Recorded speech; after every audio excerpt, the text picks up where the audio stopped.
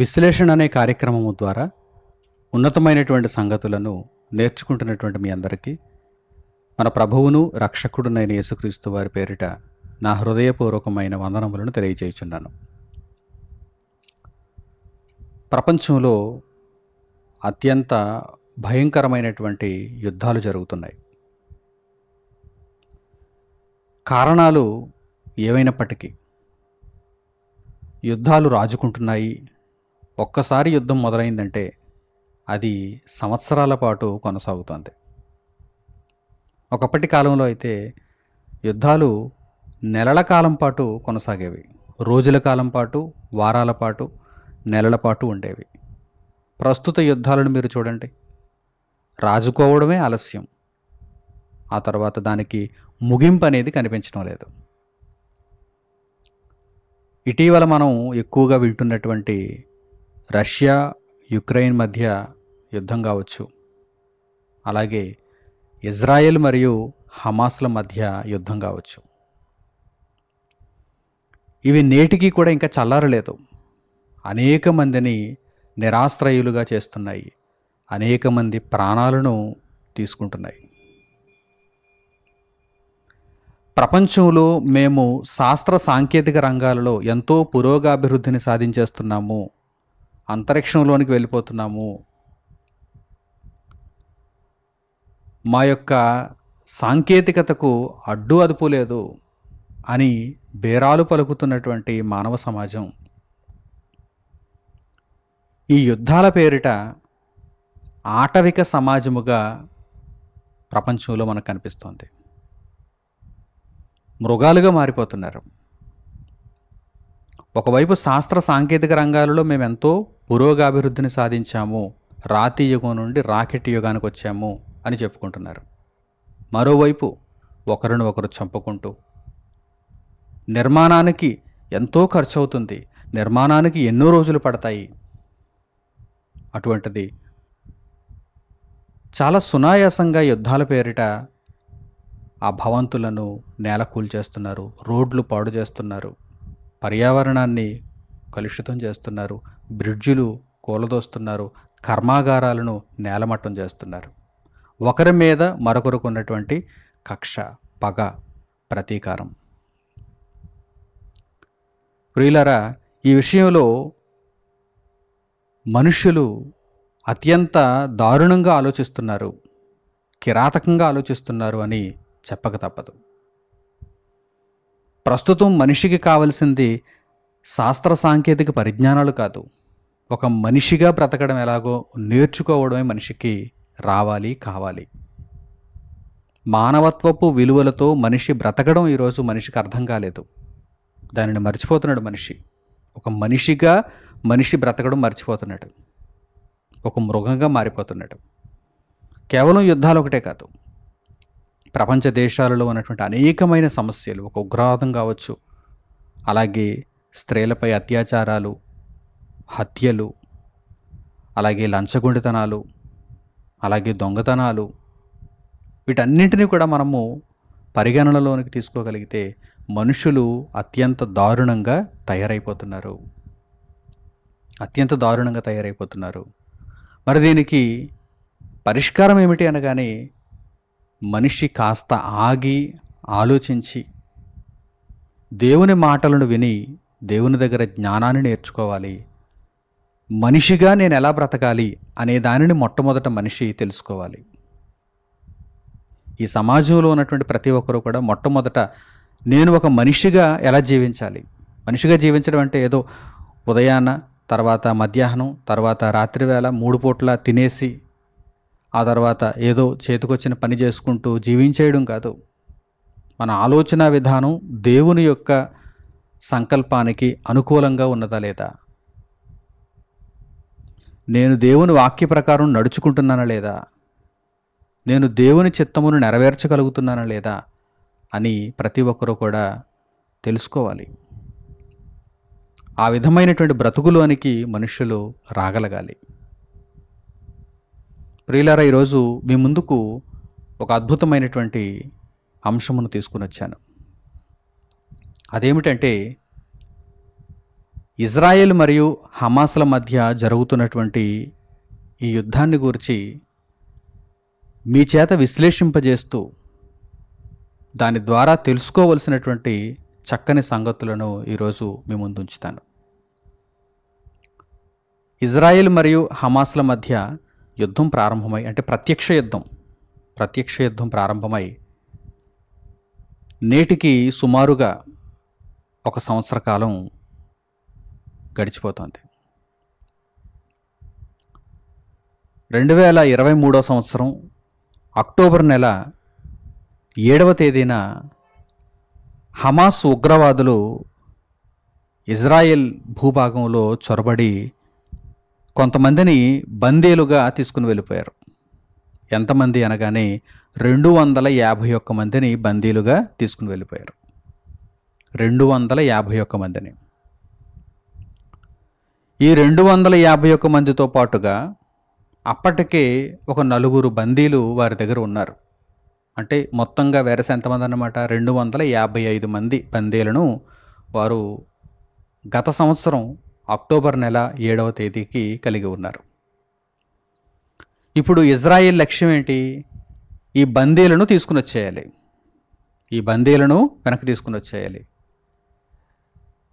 ఈ క్రమంలోనే యుద్ధం పుట్టింది. ఇజ్రాయెల్ మరియు హమాస్ల మధ్య యుద్ధం ఈ క్రమంలోనే పుట్టింది. గత సంవత్సరం అనగా 2023 సంవత్సరం అక్టోబర్ నెల 7వ తేదీన 251 మందిని హమాస్ ఉగ్రవాదులు ఇజ్రాయెల్ భూభాగంలో నుండి బందీలుగా తీసుకుని వెళ్ళిపోయారు. ఆ గాజా స్ట్రిప్లోనికి తీసుకుని వెళ్ళిపోయారు. అలా బందీలుగా తీసుకుని వెళ్ళిపోబడినటువంటి ఆ 251 మందిని, అంతకు మునిపే ఒక 4 బందీలుగా ఉన్నారు, వారిని కూడా వెనక్కి తీసుకుని వచ్చేందుకు ఇజ్రాయెల్ ప్రయత్నం చేస్తోంది. ఆ ప్రయత్నంలోనే యుద్ధం చేస్తోంది. ఈ యుద్ధం యొక్క మూల్యం ఎంత? ఈ యుద్ధానికి సమాజం చెల్లించుకుంటున్నటువంటి మూల్యం ఎంత అంటే ఆస్తి నష్టం అయితే అపారం. దానిని మనం లెక్కించడానికి చాలా కష్టం. ప్రాణ నష్టం అయితే సుమారు 41,000 మంది ప్రస్తుతానికి ఆ గాజా స్ట్రిప్లో ఇజ్రాయెల్ చేసినటువంటి యుద్ధం వలన చనిపోయారు అని అధికారిక లెక్కలు చెబుతున్నాయి. అనధికారికంగా ఇంకా ఎంతమంది చచ్చిపోయారో తెలియదు. అధికారిక లెక్కల ప్రకారం సుమారుగా 41,000 మంది చనిపోయారు. దేనికి? 255 మందిని బందీలుగా ఉన్న వారిని విడిపించే ప్రయత్నంలో ప్రస్తుతానికి సుమారుగా 41,000 మంది సామాన్య పౌరులు కావచ్చు, అందులో హమాస్ ఉగ్రవాదులు ఉండొచ్చు, అందులో హమాస్ మిలిటరీ చీఫ్ ఉండొచ్చు, చనిపోయారు. 41,000 మంది, సుమారుగా 41,000 మంది. ఇది కూడా అధికారిక లెక్కలు, దొరికిన శవాల యొక్క లెక్క. ప్రియులారా, ఇదంతా దేనికి? యుద్ధం అంతా దేనికి? నేటికి కూడా ఇంకా చల్లారలేదు, ఇంకా జరుగుతూనే ఉంది. ఇంకా బందీలను విడిపించలేదు. ఎంతమంది బందీలు ఇప్పటికి విడిపింపబడ్డారు, ఎంతమంది చచ్చిపోయారు అనేది కూడా లెక్కలు ఉన్నాయి. ఒక్కసారి ఆ లెక్కలను కూడా మీ ముందు ఉంచుతాను నేను. ప్రస్తుతానికి ఎంతమంది బందీలను వారు విడుదల చేశారు? ఈ 255 మందిలో ఎంతమంది బందీలను విడుదల చేశారు అంటే 117 మంది. 117 మంది బందీలను వారు విడుదల చేశారు. ఈ 117 మందిని విడుదల చేయటంలో మరల కొన్ని లెక్కలు ఉన్నాయి. ఆ లెక్కలు ఏంటంటే, ఈ 117లో 105 మందిని ఖైదీల యొక్క మార్పిడి ద్వారా విడుదల చేయించారు. అంటే ఇజ్రాయెల్ దగ్గర కూడా హమాస్ యొక్క ఖైదీలు కొంతమంది ఉన్నారు, బందీలుగా ఇక్కడ కూడా హమాస్ యొక్క ప్రజలు కొంతమంది ఉన్నారు. వారిలో ముఖ్యులు కొంతమంది ఇజ్రాయెల్ చెరసాలలో ఉన్నారు. కనుక వీరిని మీకు ఇచ్చేస్తాం, ఇదిగో మీరు బందీలుగా తీసుకుని వెళ్ళిపోయినటువంటి వారిని మాకు ఇచ్చేయండి అనేటువంటి ఒప్పందం మీద 105 మందిని మార్పిడి చేసుకున్నారు. 105 మందిని మార్పిడి చేసుకున్నారు. ఆ తర్వాత 4 హమాస్ స్వచ్ఛందంగా విడుదల చేసింది. వారు ముసలోళ్ళు అయిపోయి ఉండొచ్చు, లేకపోతే ఆరోగ్య సమస్యలు ఉండొచ్చు, ఏదో ఒక కారణం అయి ఉండొచ్చు.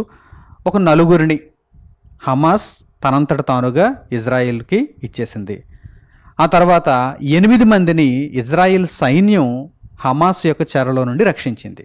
ఇంత యుద్ధం చేసి 41,000 మందిని చంపేసి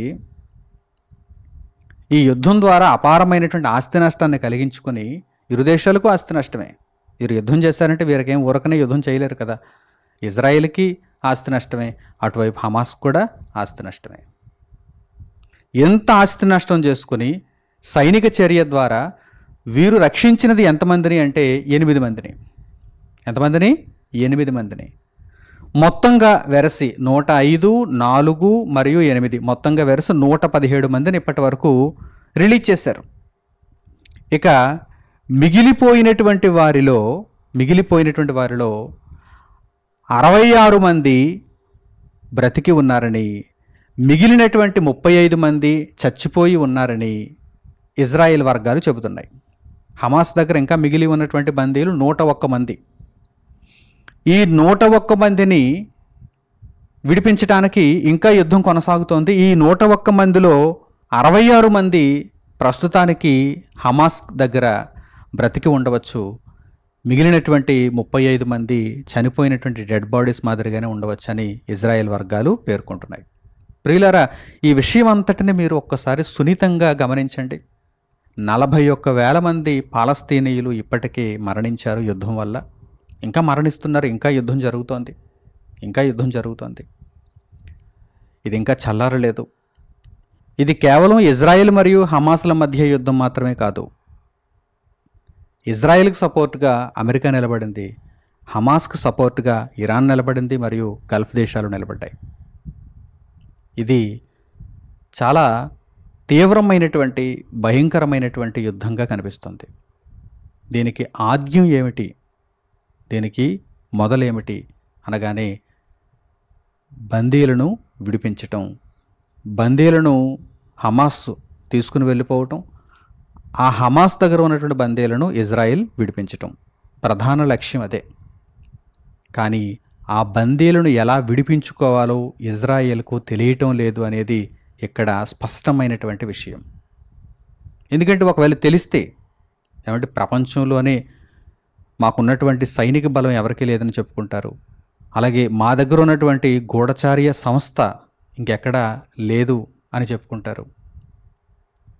అలాంటిది ఒక 250 మంది బందీలను వారు చక్కగా సురక్షితంగా వెనక్కి తీసుకుని రాలేకపోయారంటే, ఇంకా రాలేకపోతున్నారంటే మీరు ఆలోచన చేయండి. అంటే వీరికి బందీలను సురక్షితంగా ఎలా తీసుకుని రావాలో తెలియడం లేదు. వేలకు వేలుగా అనేక మంది మరణిస్తున్నారు. యుద్ధాన్ని అయితే జరిగిస్తున్నారు. యుద్ధం వలన అపారమైనటువంటి నష్టం అయితే కలుగుతుంది. బందీలను ఎలా విడిపించాలో నేటికి కూడా ఇజ్రాయెల్ దగ్గర స్పష్టమైనటువంటి ప్రణాళిక లేదు. అయితే ఈ సందర్భంగా పరిశుద్ధ గ్రంథంలో ఉన్నటువంటి కొన్ని అద్భుతమైన సంగతులను మీ ముందు ఉంచుతాను. పరలోకమందున్న దేవుడు అపవాది యొక్క చెరలో ఉన్నటువంటి మనుషులను విడిపించాలి అనుకున్నాడు. మనుషులు ఎవరి చెరలో ఉంటున్నారు? అపవాది చెరలో ఉంటున్నారు. సాతాను చెరలో ఉన్నటువంటి మనుషులను విడిపించటానికి దేవుని దగ్గర ఉన్నటువంటి ప్రణాళిక ఏంటో తెలుసా? దేవుడు యుద్ధం చేయాలనుకోలేదు, అందరిని నాశనం చేసేయాలి, వాడి చెరలో ఉన్నటువంటి మనుషులను నేను యుద్ధం ద్వారా విడుదల చేయాలి అని దేవుడు అనుకోలేదు. అలాగే నేను కొంతమంది బందీలను విడిచిపెడితే, వాడు కొంతమంది బందీలను విడిచిపెడితే అలా ఏమైనా వర్కౌట్ అవుతుందేమో అని దేవుడు ఆలోచన చేయలేదు. మరి దేవుని యొక్క ప్రణాళిక ఏమిటి? సాతాను చెరలో ఉన్నటువంటి మనుషులను విడిపించటానికి పరలోకమందున్న దేవుడు ఏం చేశాడో తెలుసా? తన కుమారుడైన యేసుక్రీస్తును లోకంలోనికి పంపించాడు. దేనికి పంపించాడు? వెపన్స్ ఇచ్చి పంపించాడా? యుద్ధం చెయ్యి యేసు, నీవు వెళ్ళి యుద్ధం చెయ్యి, సాతానుతో యుద్ధం చెయ్యి, ఇదిగో ఈ వెపన్స్ అన్నీ తీసుకుని వెళ్ళు, ఈ శక్తి సామర్థ్యాలను కలిగి ఉండి నీవు వాడిని చిత్తుగా ఓడించి ఆ బందీలను విడిపించు, తీసుకునిరా అనేమైన దేవుడు ఆ విషయాన్ని యేసుక్రీస్తుకు చెప్పాడా? లేదు. బందీలను అయితే విడిపించాలి, కానీ ప్రణాళిక ఉంది, విధానం ఉంది. దేవుడు చక్కగా యేసుక్రీస్తు ప్రభువుకు నేర్పించి పంపించాడు. ఏమని? నీవు భూమి మీదకి వెళ్ళి దేవుని వాక్యాన్ని ప్రకటించు. దేవుని వాక్యం అంటే ఏంటనుకుంటున్నారు? దేవుని వాక్యం అంటే ఏంటనుకుంటున్నారు? ఈరోజు చాలామంది తెలియక పిచ్చివాగుళ్ళు వాగుతున్నారు. దేవుని వాక్యం అంటే అదొక మత ప్రబోధ అని, అలాగే మత ప్రచారం అని పిచ్చివాగుళ్ళు. అటు క్రైస్తవేతరులు, ఇటు క్రైస్తవులుగా పిలువబడుతున్నవారు కూడా. దేవుని వాక్యం అంటే అది ఒక శక్తివంతమైనటువంటి ఆయుధం. ఆ ఆయుధాన్ని కలిగి ఉండి యేసుక్రీస్తు లోకంలోనికి వచ్చారు. ఆ దేవుని వాక్యాన్ని ఆయన ప్రకటించారు. సాతాను కోటలను ఆయన కూలదోశారు. సాతాను చెరలో ఉన్నటువంటి మనుషులను విడిపించారు. అలా విడిపింపబడిన వారిలో నేనొకడిని. యేసుక్రీస్తు ప్రభువు యొక్క సువార్తను విని, యేసుక్రీస్తు ప్రభువు యొక్క మాటలను విని, దేవుని జ్ఞానపు విషయములను తెలుసుకొని సాతాను చెరలో నుండి బయటకు వచ్చిన వారిలో నేనొకడిని. మీలో కూడా కొంతమంది ఉండొచ్చు. ఈ విధముగా సాతాను చెరలో నుండి బయటకు తీసుకుని రావడానికి దేవుడు ప్రణాళికను రచించాడు. అంతే తప్ప ఈ భూమి మీద మనుష్యులు, రాజ్యాలు ఆలోచిస్తున్నట్టుగా ఆయన ఆలోచన చేయలేదు. నిజంగా ఆయన దగ్గర నేర్చుకుంటే ఈరోజు వీరందరూ కూడా బాగుపడే అవకాశం ఉంది కదా. సంవత్సర కాలంగా యుద్ధం చేస్తున్నారు. సుమారు 41,000 మందిని పొట్టన పెట్టుకున్నారు. ఆ పాలస్తీనా ప్రాంతం అంతా కూడా రక్తసిక్తంగా మారిపోయింది. సాధించిందేంటి? సైనిక చర్య వలన 8 మందిని కాపాడారు. సిగ్గులేదా? సైనిక చర్య వలన 8 మందిని కాపాడారు. హమాస్ తనంతట తనుగా 4 ఇచ్చేసింది. వీరి దగ్గర ఉన్నటువంటి బందీలను మార్పిడి చేసుకోవడం ద్వారా ఒక 105 మందిని తీసుకుని రాగలిగారు. ఇంకెందుకు యుద్ధం? ఇంకెందుకు యుద్ధం? ఇంకా చేయాలనుకుంటున్నారు, ఇంకా యుద్ధం చేయాలనుకుంటున్నారు. కనీసం బ్రతికి ఉన్నవారు ఒక 66 మంది, వారినైనా కాపాడటానికి ఇదిగో ఈ ప్రణాళికను నీవు పాటించగలవా? శక్తివంతమైన దేవుని జ్ఞానాన్ని, దేవుని వాక్యాన్ని మొదట నీవు నేర్చుకోవాలి. ఇజ్రాయెల్ దగ్గర దేవుని వాక్యం ఉందా? యూద మత పిచ్చిలో మగ్గుతున్నారు వారందరూ.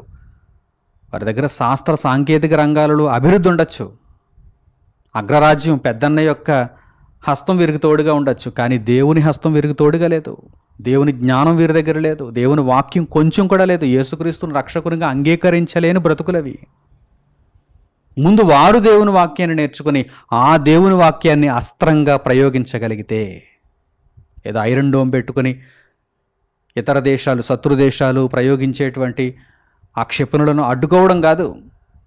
నీ దగ్గర వాక్యం అనేటువంటి ఐరన్ డోమ్ ఉండాలి. వాక్యాన్ని నీవు నేర్చుకోవాలి. వాక్యాన్ని నీవు రక్షణ కవచంగా ఉంచుకోవాలి. వాక్యము చేత నీవు యుద్ధం చేయాలి. ఇదిగో యేసుక్రీస్తు ప్రభువారు ఆ విధంగానే సాతాను కోటలను కూల్చారు. సాతాను చెరలో ఉన్నటువంటి మనుషులను విడిపించారు. చూడండి, కావాలంటే పరిశుద్ధ గ్రంథంలో మీరు చూడండి. యెషయా గ్రంథము 61వ అధ్యాయము 1వ వాక్యం నుండి చూడండి. వ్రాయబడిన మాటలనే మేము ముందుంచుతున్నాను. యెషయా గ్రంథము 61వ అధ్యాయము 1వ వాక్యము నుండి, ప్రభువగు యెహోవా ఆత్మ నా మీదకి వచ్చి ఉన్నది, దీనులకు సువర్తమానము ప్రకటించుటకు యెహోవా నన్ను అభిషేకించెను, నలిగిన హృదయము గలవారిని దృఢపరచుటకును, చెరలోనున్న వారికి విడుదలను, చెరలో ఉన్న వారికి విడుదలను, బంధింపబడిన వారికి విముక్తిని ప్రకటించుటకును, యెహోవా హితవత్సరమును మన దేవుని ప్రతిదండన దినమును ప్రకటించుటకును, దుఃఖాక్రాంతులందరినీ ఓదార్చుటకును, సియోనులో దుఃఖించు వారికి ఉల్లాస వస్త్రములు ధరింపజేయుటకును, బూడిదకు ప్రతిగా పూదండను, దుఃఖమునకు ప్రతిగా ఆనంద తైలమును, భారభరితమైన ఆత్మకు ప్రతిగా స్తుతి వస్త్రమును వారికిచ్చుటకును ఆయన నన్ను పంపియున్నాడు. ఇదిగో ఆయన నన్ను పంపియున్నాడు అని యేసుక్రీస్తు ప్రభువారు తెలియజేస్తున్నారు. ఆయనను గూర్చినటువంటి మాటలు ఇక్కడ వ్రాయబడ్డాయి. అలాగే పేతురు గారి యొక్క మొదటి పత్రిక 3వ అధ్యాయం 19వ వాక్యం నుండి కూడా చూడండి. నోహు దినములలో కూడా చెరలో ఉన్నారు. సాతాను చెరలో ఉన్నారు మనుషులు. వారిని ఎలా విడిపించాలనుకున్నాడు దేవుడు? ఎలా విడిపించాలనుకున్నాడు దేవుడు? చూడండి, పేతురు గారి యొక్క మొదటి పత్రిక 3వ అధ్యాయము 19వ వాక్యం నుండి, దేవుని దీర్ఘశాంతము ఇంకా కనిపెట్టుచుండినప్పుడు పూర్వము నోవహు దినములలో ఓడ సిద్ధపరచబడుచుండగా అవిధేయులైన వారి యొద్దకు, అనగా చెరలో ఉన్న ఆత్మల యొద్దకు. చెరలో ఉన్నారు మనుషులు, సాతాను చెరలో ఉన్నారు మనుషులు, అవిధేయతా స్థితిలో ఉన్నారు మనుషులు. వారి యొద్దకు ఆయన ఆత్మరూపిగానే వెళ్ళి వారికి ప్రకటించెను. ఆ ఓడలో కొందరు, అనగా 8 మంది నీటి ద్వారా రక్షణ పొందిరి. దేవుని వాక్యాన్ని ప్రయోగించాలనుకున్నాడు దేవుడు. దేవుని వాక్యము చేత విడిపించాలనుకుంటున్నాడు దేవుడు. ఇది సరైన అస్త్రం. ఎవ్వరికి కూడా ప్రాణహాని జరగదు, ఎక్కడ కూడా ఆస్తి నష్టం అనేది కలగదు. దేవుని యొక్క మాటలను ఈ సమాజం పాటించగలిగితే, దేవుని జ్ఞానమును అనుసరించగలిగితే ప్రతి ఒక్కరూ కూడా బ్రతికే అవకాశం ఉంటుంది. సాతానుకు అపజయం కలుగుతుంది, వాడు ఓడిపోతాడు. కానీ ఈరోజు సాతానుకు బలాన్ని ఇస్తున్నారు. అవిధేయులందరూ కలిసి ఏం చేస్తున్నారు? సాతానుకు బలం ఇస్తున్నారు. ఇటు హమాస్ అయినా, అటు ఇజ్రాయిల్ అయినా, ఇటు రష్యా అయినా, అటు యుక్రెయిన్ అయినా, వీరేం చేస్తున్నారు? సాతానుకే బలాన్ని ఇస్తున్నారు. ఇరు పక్షాల వారు కూడా సాతానుకే మొగ్గు చూపుతున్నారు. అంతే తప్ప దేవుని యొక్క సంకల్పాన్ని ఆలోచించడం లేదు. దేవుని యొక్క మాటలను నెరవేర్చాలి, దేవునికి సంతోషాన్ని ఇవ్వాలి అనేటువంటి మనస్సు వీరిలో చోటు చేసుకోవటం లేదు. అలా లేదు కనుకనే వేలకు వేలుగా చచ్చిపోతున్నారు, వేలకు వేలుగా చచ్చిపోతున్నారు. ఇక్కడ ఫలితం అనేది కనిపించడం లేదు, కానీ నాశనం మాత్రం అపారంగా కలుగుతుంది. కనుక ప్రియులారా, ఈ విషయాన్ని మీరు గమనించగలిగితే బందీలను ఎలా విడిపించాలి? ఈరోజు మన చుట్టూ కూడా ఎందరో సాతాను చెరలో ఉన్నవారు ఉన్నారు. వారిని ఎలా విడిపించాలి? కొట్లాడి కాదు, ఏదో మారణాయుధాన్ని ప్రయోగిస్తే మనం విడిపించలేము. దేవుని వాక్యము చేత విడిపించడానికి అవకాశం ఉంది. ఆ దేవుని వాక్యాన్ని స్వచ్ఛమైనదిగా మీరు నేర్చుకొని అనేకులకు ప్రకటించగలిగితే ఆ శక్తివంతమైనటువంటి దేవుని వాక్యము సాతాను చెరలో నుండి మనుషులను విడిపిస్తుంది అనటంలో ఎటువంటి సందేహం లేదు. కనుక మీరందరూ కూడా ఈ విధానంలో నడుచుకోవాలని, ప్రపంచానికి మీరు మార్గనిర్దేశకులుగా దేవుని జ్ఞానాన్ని అందించేవారుగా మారాలని హృదయపూర్వకంగా కోరుకుంటూ ఈ సందేశమును ఇంతటితో నేను ముగిస్తున్నాను. తండ్రి అయిన దేవునికి ప్రార్థనలు ఏకీభవించండి. మహోన్నతుడును మహాపరిశుద్ధుడునైన మా కన్న తండ్రి, ఉన్నతమైనటువంటి సంగతుల ద్వారా మీ మహాజ్ఞానమును మా ముందుంచారు తండ్రి. స్వచ్ఛమైన వాక్యము, సత్యభరితమైన వాక్యము ఎంత శక్తివంతమైనదో మీరు తెలియజేశారు. బందీలను, ఎటువంటి శత్రువు చెరలో ఉన్నవారినైనా రక్షించటానికి మహత్తు కలిగినటువంటి మీ మాటలను ఉన్నతమైనవిగా లోకములో ప్రకటించాలనేటువంటి సిద్ధాంతమును, సూత్రమును మీరు మా ఎదుట ఉంచారు తండ్రి. మీ మాటలను చక్కగా స్వీకరించి లోకపు మర్యాద చొప్పున మేము నడుచుకోకుండా మీ మాటలను ఉన్నతమైనవిగా లోకములోనికి తీసుకుని వెళ్ళగలుగుటకు మేమందరము సాధనములుగా ఉపయోగపడే నిమిత్తము మీ కృపను, కనికరమును మాకు తోడుగా ఉంచమని మిమ్మల్ని వేడుకుంటూ మా ప్రార్థనా మనవులను మా ప్రభువును, మా రక్షకుడునైన యేసుక్రీస్తు వారి పేరిట మిమ్మల్ని వేడుకొనిచున్నాము తండ్రి. ఆమేన్. అందరికీ వందనములు. సెలవు.